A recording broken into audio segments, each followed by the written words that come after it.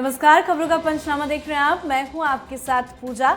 हम लेकर आए हैं देश और दुनिया की 5 बड़ी खबरें, जिसमें चर्चा के लिए मेरे साथ स्टूडियो में मौजूद हैं कैपिटल टीवी के editor in chief doctor Manish Kumar. Doctor साहब, बहुत बहुत स्वागत है आपका। धन्यवाद। सबसे पहले नजर हेडलाइंस पर। राज्यसभा से जमकर गरजे पीएम मोदी, कांग्रेस पर बोला करारा हमला। प्रधानमंत्री मोदी के भाषण के दौरान विपक्ष का विरोध और वॉकआउट। संसद में पीएम मोदी पर थी हमले की साजिश, कांग्रेस ने महिला सांसदों को बनाया था ढाल। स्पीकर बोले कल पीएम के साथ कुछ भी हो सकता था। रूस से तेल खरीद पर विदेश मंत्रालय ने दूर किया सारा कंफ्यूजन। तो वहीं पीयूष गोयल ने बताया अगले 4 से 5 दिनों में भारत अमेरिका द्विपक्षीय व्यापार समझौते के संयुक्त बयान पर होगा हस्ताक्षर। पश्चिम बंगाल में कांग्रेस नहीं करेगी किसी से गठबंधन, सभी सीटों पर अकेले लड़ेगी चुनाव। तो चुनाव से ठीक पहले ममता बनर्जी ने खोला पिटारा, तो उधर सुप्रीम कोर्ट ने ममता को दिया झटका। प्रशांत किशोर ने बिहार चुनाव रद्द कराने को लेकर सुप्रीम कोर्ट में लगाई गुहार, कहा महिलाओं को 10,000 देना भ्रष्ट आचरण। कल सुप्रीम कोर्ट में होगी सुनवाई।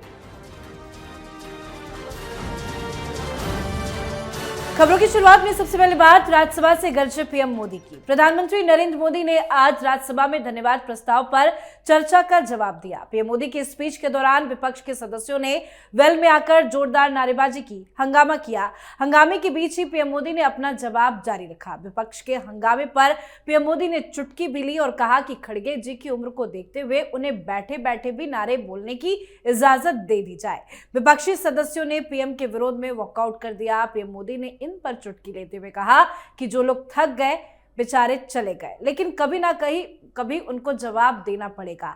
पीएम ने विपक्ष पर प्रहार करते हुए कहा कि उन लोगों ने ऐसी स्थिति बना रखी थी कि दुनिया का कोई देश हमसे डील करने के लिए आगे नहीं आता था। आप पीछे पीछे लगे रहे होंगे। पीएम ने कई मुद्दों को लेकर विपक्ष को घेरा। राज्यसभा के अंदर पीएम बोलते रहे, पर बाहर विपक्ष नारेबाजी करता नजर आया। सर, कल तो पीएम मोदी ने लोकसभा से स्पीच नहीं दिया, लेकिन आज राज्यसभा से बोले और सारी कोर कसर आज पूरी कर दी। देखिए क्यों रोका जा रहा है प्रधानमंत्री को भाषण देने के लिए, वो आज समझ में आया। जिस तरीके की धुलाई आज की है एक एक मुद्दे को लेकर, चाहे वो मसला डील से जुड़ा हुआ हो, चाहे वो मसला तमाम जो राहुल गांधी उठा रहे हैं, एक एक सवालों का जवाब भी दिया और इस अंदाज में दिया कि इनको मैदान छोड़ के भागना पड़ा। आज फिर प्रधानमंत्री मोदी को घेरने की साजिश थी कि उनको बोलने नहीं दिया जाएगा, और राज्यसभा में एक नारेबाजी लगातार होती रही। वो नासिर हुसैन, कांग्रेस पार्टी के जो सांसद हैं, वो नारा लगाते हुए नजर आए, और जब वो थक गए तो फिर बैठ करके सुनने की इनकी हिम्मत नहीं हुई, क्योंकि उनको मालूम था कि आज प्रधानमंत्री मोदी टिका टिका कर कांग्रेस के ऊपर हमला करेंगे, और यही हुआ। प्रधानमंत्री मोदी ने आज जिस तरीके का हमला किया है, कांग्रेस पार्टी, राहुल गांधी, इंदिरा गांधी, नेहरू, इन सबको बिल्कुल छोटा साबित कर दिया। और जिस हिसाब से उनके खिलाफ जो नारेबाजी लगती, मोदी तेरी कब्र खोदेगी, क्या जवाब दिया। उन्होंने कहा कि कब्र इसलिए खोदना चाहते हैं क्योंकि हमने 370 हटा दिया। ये मोदी की कब्र इसलिए खोदना चाहते हैं क्योंकि हमने इस देश में माओवादियों को खत्म किया। हम पाकिस्तान को घुस के मारते हैं, ऑपरेशन सिंदूर करते हैं, इनकी हालत खराब होती है, इसलिए वो प्रधानमंत्री मोदी की कब्र खोदना चाहते हैं। तो आज जमकर बरसे, अपने पुराने अंदाज में बरसे। अच्छा होता कि विपक्ष इस तरह के भाषण अपनी तरफ से भी किसी नेताओं से दिलवाता तो डेमोक्रेसी मजबूत होती, लेकिन राहुल गांधी को हिंदुस्तान की डेमोक्रेसी का कोई भी इज्जत नहीं है, और इसलिए ये लोग सिर्फ डिसरप्शन कर रहे हैं, उसके अलावा कुछ नहीं। बिल्कुल। तो आज पीएम मोदी ने राज्यसभा में अपना भाषण दिया, पर अफसोस कल पीएम की स्पीच लोकसभा में विपक्ष के हंगामे की वजह से टालनी पड़ी। लोकसभा ने आज राष्ट्रपति के अभिभाषण पर धन्यवाद प्रस्ताव बिना प्रधानमंत्री नरेंद्र मोदी के पारंपरिक जवाब के ही पास कर दिया। ये 2004 के बाद पहली बार हुआ। साथ ही खुलासा हुआ कि कांग्रेस ने पीएम मोदी पर शारीरिक हमले की योजना बनाई थी, जिसमें महिला सांसदों को कवर के रूप में इस्तेमाल करने का इरादा था, लेकिन प्लान विफल हो गया। आज लोकसभा स्पीकर ओम बिरला ने भी बताया कि लोकसभा में पीएम मोदी के साथ अप्रत्याशित घटना हो सकती थी, इसलिए उनकी कल शाम 5 बजे होने वाली स्पीच टालनी पड़ी। आशंका के चलते स्पीकर ओम बिरला ने ही पीएम मोदी से लोकसभा न आने का आग्रह किया था। सर, सीधा पीएम मोदी पर ही अटैक, ये कितनी घिनौनी और इससे शर्मसार क्या हो सकता है? देखिए, कोई शर्मसार की बात नहीं। राहुल गांधी की ये राजनीति है। आप देखिए, जहां ये हाथ पैर नहीं चला सकते, जहां मारपीट नहीं कर सकते, सोशल मीडिया का स्पेस देखिए, कितनी घिनौनी घिनौनी बातें ये लोग करते हैं। टेलीविजन पे आते हैं, कांग्रेस पार्टी के प्रवक्ताओं को देखिए, मुंह खोलते ही जिस तरीके की भाषा का इस्तेमाल ये लोग करते हैं, ये सब समाज में कहीं नहीं होता। एआई की मदद से आप घटिया किस्म के वीडियोस बना रहे हो, आपके खिलाफ बनने लग जाएगा तो आप मुंह दिखाने लायक नहीं बचोगे। लेकिन बड़ी बात क्या है, पहले सेक्रेटरी जो लोकसभा जो संसद के सेक्रेटरी, वहां से खबर आई, फिर ये बात स्पीकर साहब खुद उन्होंने कह दिया कि कल अप्रत्याशित घटना घट सकती थी। और बताया ये जा रहा है कि वो लंबा सा बैनर ये लोग लेकर के आए थे, ये वामपंथियों की जो स्ट्रेटजी, महिलाओं को पहले आगे कर दो और पीछे से कुछ सांसद प्रधानमंत्री मोदी के साथ धक्का मुक्की कर सकते थे। ऐसी जानकारी स्पीकर साहब को मिल गई। अब ये समझिए कि किस स्तर पे राहुल गांधी चले गए, किस स्तर पे राजनीति को लेकर के जाना चाहते हैं। और यही जो बातें हुई जिसकी वजह से स्पीकर साहब ने, ओम बिरला साहब ने प्रधानमंत्री से गुजारिश की कि आप लोकसभा ना आए। अगर वो आ गए होते तो बवाल मच गया होता। जी, चलिए बढ़ते हैं आगे। भारत और अमेरिका के बीच लंबी चली बातचीत के बाद आखिरकार ट्रेड को लेकर सहमति बन गई है। अमेरिका भारत पर लगे आयात शुल्क को 18% तक घटाने की बात कही है। ट्रंप की ओर से दावा किया गया कि रूस से भारत अब तेल खरीदना बंद कर देगा।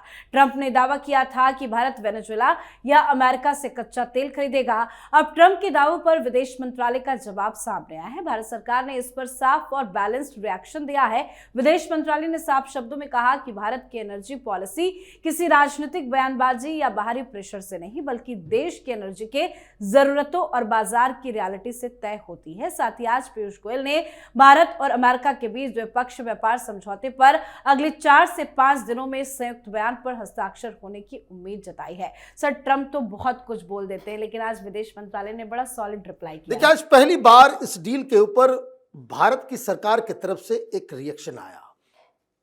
साफ साफ डिनाई कर दिया गया कि हमने ऐसी कोई चीज कमिट नहीं की है कि हम कहां से लेंगे, कहां से नहीं लेंगे। इशारा रूस की ओर था। साफ साफ कह दिया गया कि वेनेजुएला का ऑफर है, लेकिन हम तो वेनेजुएला से पहले भी लेते आ रहे हैं।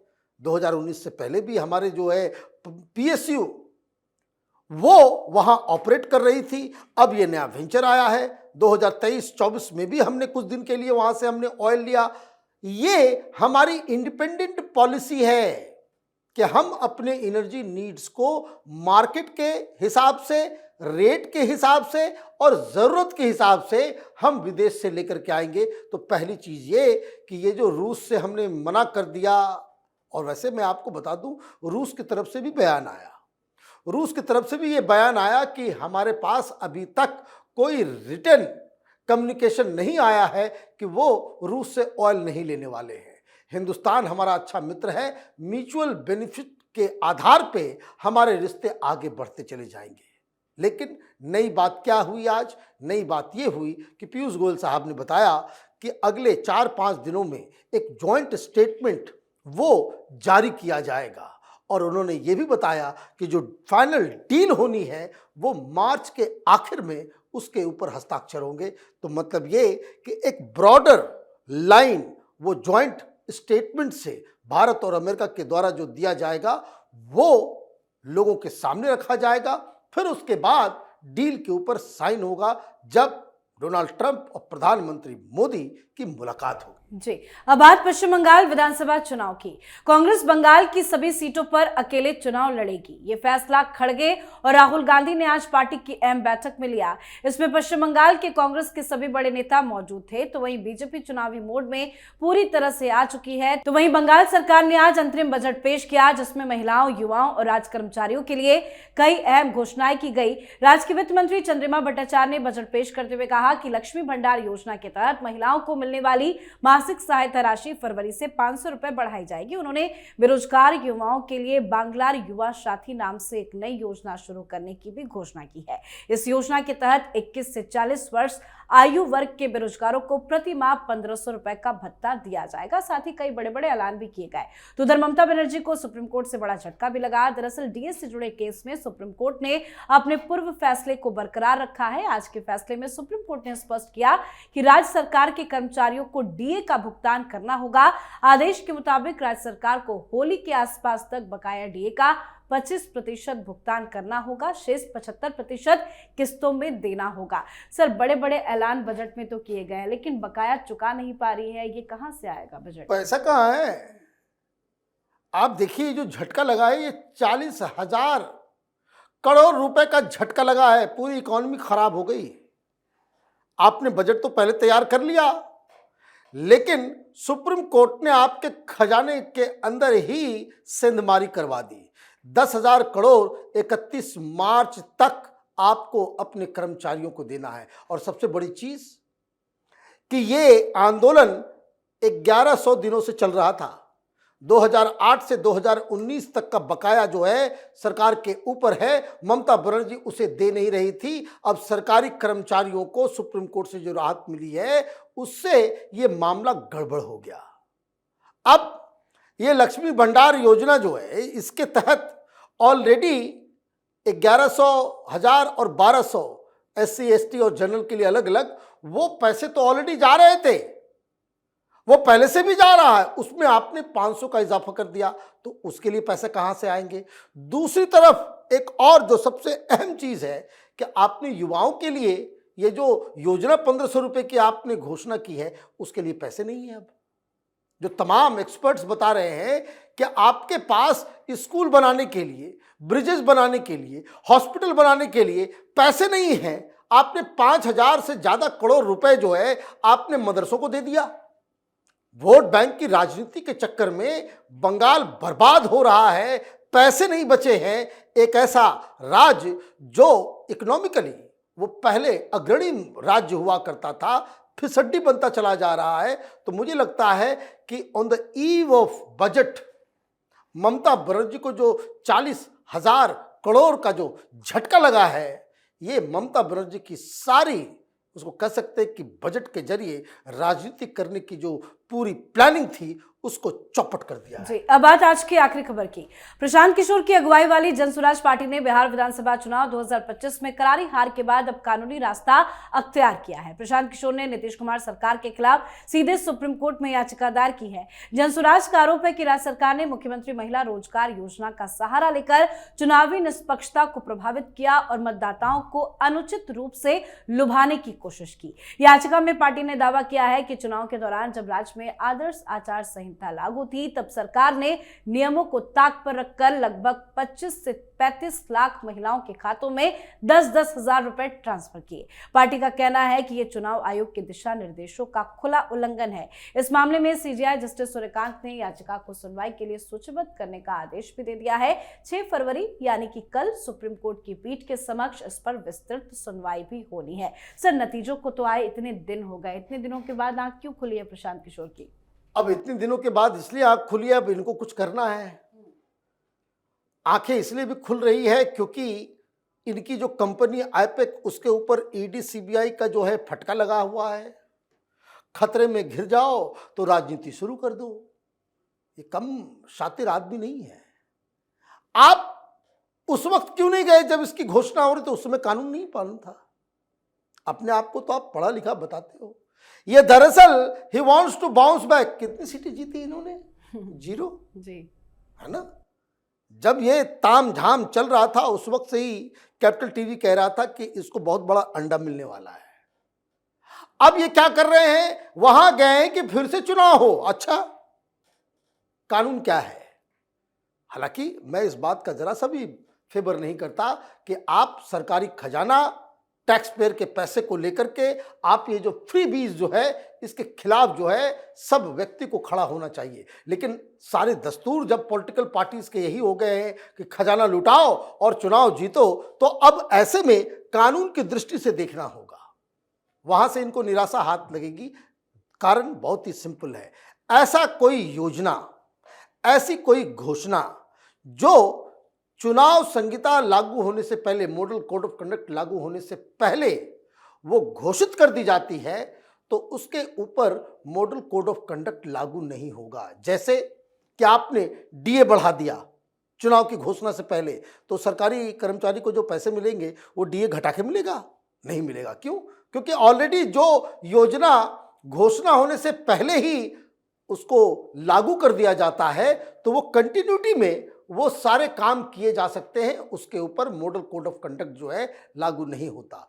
इनको भी ये कानून मालूम है कि सुप्रीम कोर्ट से कुछ नहीं होगा, लेकिन राजनीति करनी है, सरकार का विरोध करना है। अभी मामला फंसा हुआ है, बंगाल में आईपैक जो है वो निशाने पे है। आज न कल इसकी आंच प्रशांत किशोर के ऊपर पड़नी है, तो जब इनके ऊपर आएगा तो ये कहेंगे देखो हमारे खिलाफ जो है राजनीतिक साजिश की जा रही है। इसके अलावा इस केस में कोई दम नहीं जी। बहुत बहुत धन्यवाद सर समझाने के लिए। धन्यवाद। तो खबरों का पंचनामा में आज के लिए फिलहाल इतना ही। देश विदेश की बाकी खबरों और उनके सटीक एनालिसिस के लिए देखते रहिए कैपिटल टीवी। हमें लाइक कीजिए, शेयर कीजिए और कैपिटल टीवी को सब्सक्राइब कीजिए। नमस्कार।